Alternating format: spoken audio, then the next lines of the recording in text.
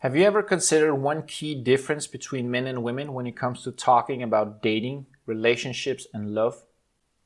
Women talk about it a lot more openly, especially when they have struggles, especially when they're seeking insights. Now, when it comes to men, they play this a lot closer to the chest, depending on your friends. But the most men, and maybe you can recognize this situation, have difficulty sharing their experiences when they struggle with women, when they struggle in their intimacy. Now, why is this and what can we do about it?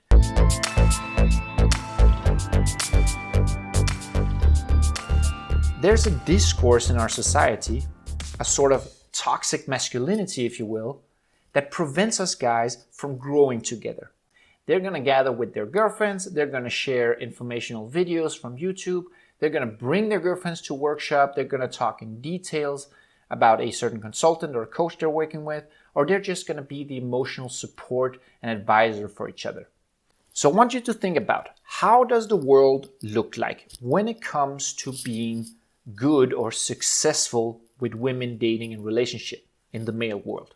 Is it going well for everybody? When you think of your friends and your acquaintances, are they all super confident, know exactly how to go on dates, never get rejected, have a girlfriend that absolutely adores them and would do anything for them?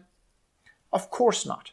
Not every guy has a situation that goes very, very well. Some guys also have sexual performance issues. It's something we kind of have to deal with ourselves. We happily share successes with our guy friends. Like, I went on 2 dates last week and we had sex and, she really likes me. She keeps writing me all the time. Or, my girlfriend bought me this because she loves me so much.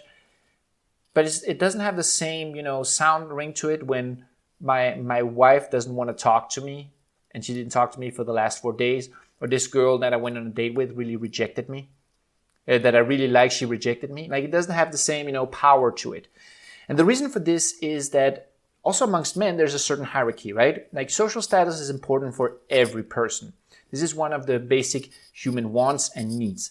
But among men, there's also a hierarchy. There's a competition. So when you look, this when you look at a group of men in a party or a gathering and one or two beautiful women come to the gathering and say hello to the men, they usually, if you look around, you're going to see them puff up their chest and start to banter, maybe challenge each other to show their strength.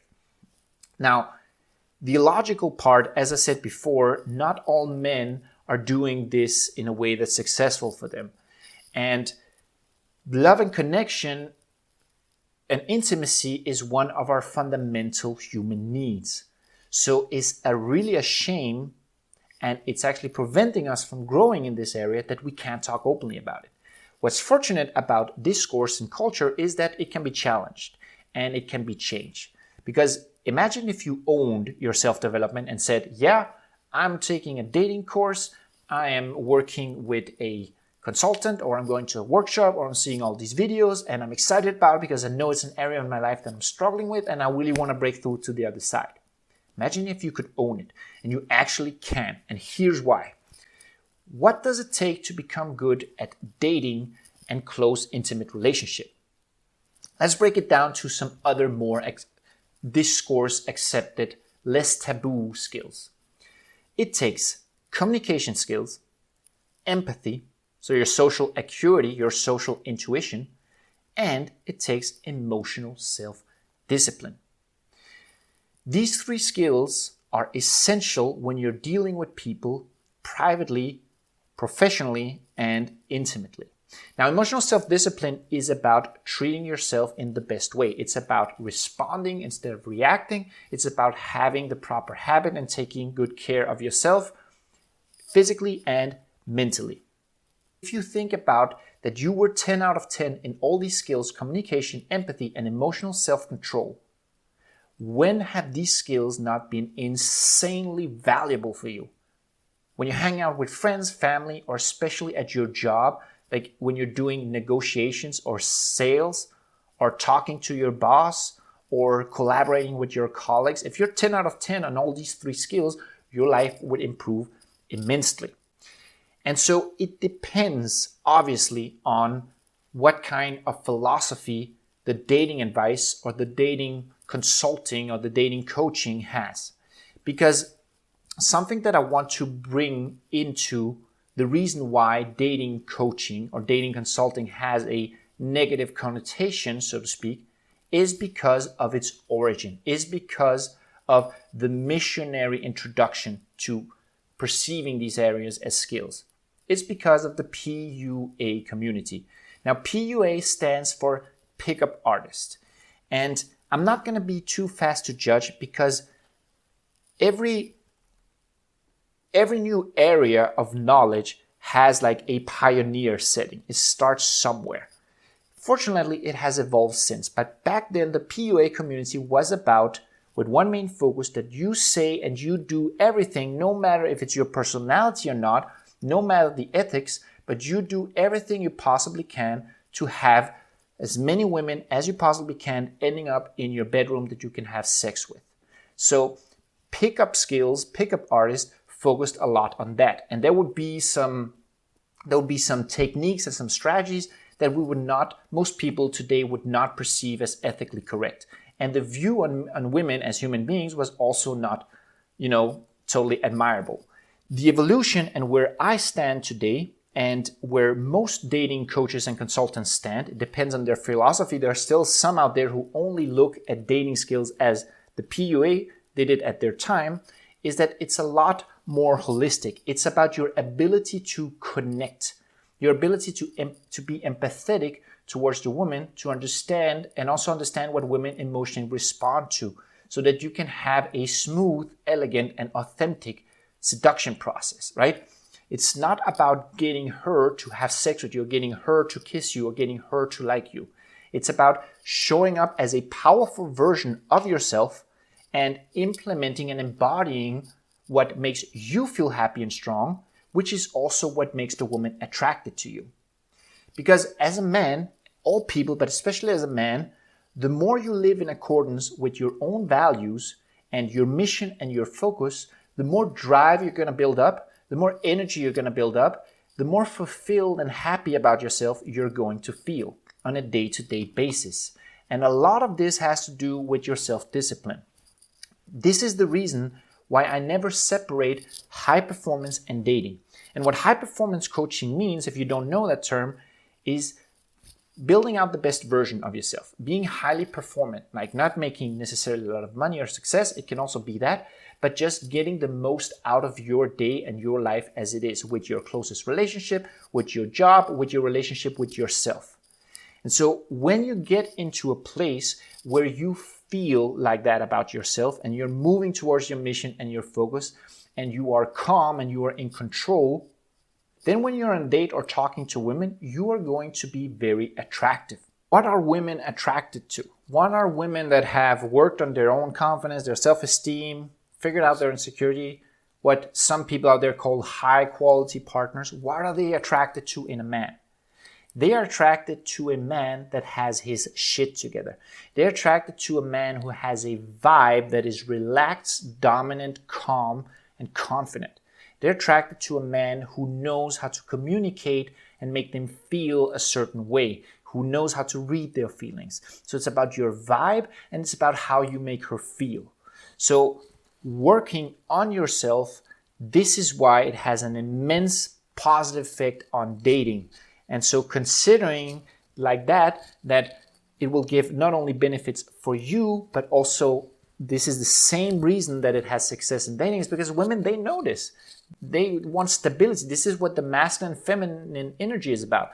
The feminine energy is chaotic and the masculine energy is stable and focused. So they want to connect to this. And if you're a guy that shows up in control of your emotions and takes well care of himself and knows what he wants in life and is not afraid to go for it, like talking to her, going for the kiss, complimenting her authentically, looking her in the eyes, like dealing with your insecurities, being calm, cool, and collected, having a light and fun time, even though you really like her and you can feel your own emotions bubbling because you're really attracted to her.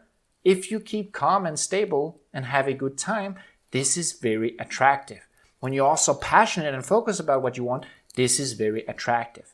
So what you need for dating is also what will make you feel good about yourself. I have a colleague in the dating coaching area that talks about how his clients, all of clients, had amazing experience going through his program, working with him for several months, but only a few of them talked openly with their guy friends about it. And the way they talked about it was that, yeah, this was a struggle for me, but now I feel so much better and I connect with these dates, and one of them even has a girlfriend. The other ones that don't talk about it have the same experience, but they don't share their successes. And this is just very interesting that even when they get to a place where they actually own themselves much more and they have a skill upgrade, they still don't want to share it. See, for me, and I'm doing this publicly on the internet on video, for me, dating changed my life. Dating changed my life in the way that I was in a place where I was not happy with what I was doing. I was not happy with the relationships I had, and I was not happy with my ability to connect with people. I started going on dates 3, 4, 5 times a week sometimes. It was really busy. And studying up on this whole dynamic between people, about being socially confident, about creating attraction. And all this work on myself, I discovered that it requires you to take care of your habits, your mindsets, your self-story, how you deal with rejection, how you deal with your feelings, how you dress, how you eat, how you sleep. Everything was connected in preparation for being good on dates. And through dating, I discovered there that I was forced to improve my communication skills, understand how they feel, understand how to adjust the mood and the energy to be more leading, a bit more dominant, because this is what women are typically attracted to. And so I had no choice. I prepared for dating, and through dating, I also improved on a lot of different skills. And years after, dating on and off, also going in and out in some relationships, I was just a totally different person. And this is exactly what happens with the people that I work with today, because I want to give them the same experience. After coming out of these years of going on this serial dating and in and out of relationship, I was much better in general in dealing with people. My communication was more assertive, was more clear. I felt happier, more upright. I had better habits. I was taking better care of myself. I improved things with my family, with my closest friends. I was ready to dealt with my insecurities. So for going from being socially awkward and not good at setting boundaries to suddenly showing up in the world as a force, bringing value to everyone around me, this transformation is priceless for me today. And I want to give, as I said, I want to give guys the same experience. One important point to make here that you can take from this video when you're thinking about dating skills, even if you're in a position where like, I don't want to be dating 4 or 5 women, is that even if you go and you have 0 dates, 0 relationships, 0 women want to talk to you, after going through a program example like mine or my colleagues or some other dating coaches, you are going to be in a place where you feel much more competent in life. You feel much more relaxed, much more focused, much more in control. So this doesn't happen with the people that I work with, that they have 0 dates, but hypothetically, if it did, they would still be another and better version of themselves. They would have gone through a transformation. So the next time you meet someone that says, this happens especially amongst younger males, they say, you need dating advice or you're part of a dating program, you don't know how to talk to women. Think of, first of all, they're not perfect. 2, they're doing it to raise their own social status and maybe projecting some insecurities on you, because guys who are really successful and calm and peaceful, as I said, these attributes come naturally. So they're never going to tease you. They might actually be supportive of you.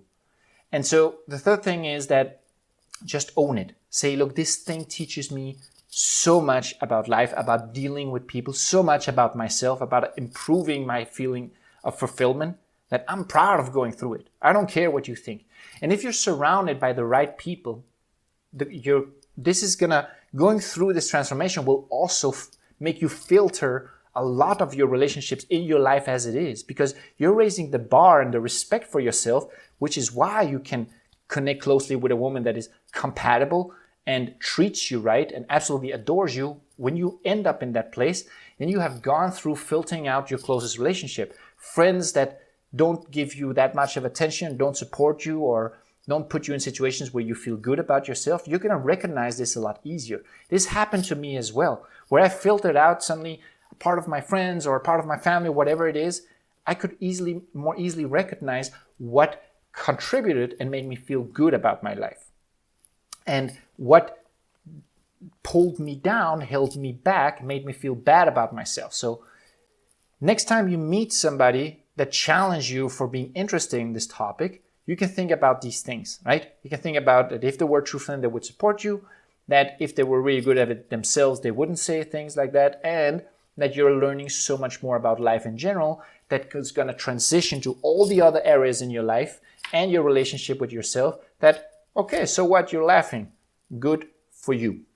Now, if you're in a situation where you feel like you want to upgrade your confidence, you want to improve your dates, you want to know how to deal with rejection, you want to improve your current intimate relationship, I will be happy to get in touch with you. I'll be happy to analyze the situation, set up a game plan, and tell you if I can help you and how we can move forward. You can do that by getting in touch with me through LinkedIn, finding me Thierry Dufour, the dating scholar, and sending me a DM there. Or you can go through my webpage, thedatingscholar.com, and sign up for a free consultation. If you're in a place where you feel like you're not ready to talk to a dating coach or a dating consultant immediately, but you still want to improve your situation, then you can check out my free resources, and I put a link down below about how to execute the perfect date from A to Z, how to really make sure that you create this attraction and this sexual tension, this sexual vibe, all while being your authentic self, without any tricks or tips like in the PUA community. So that being said, see you in the next videos. Bye-bye.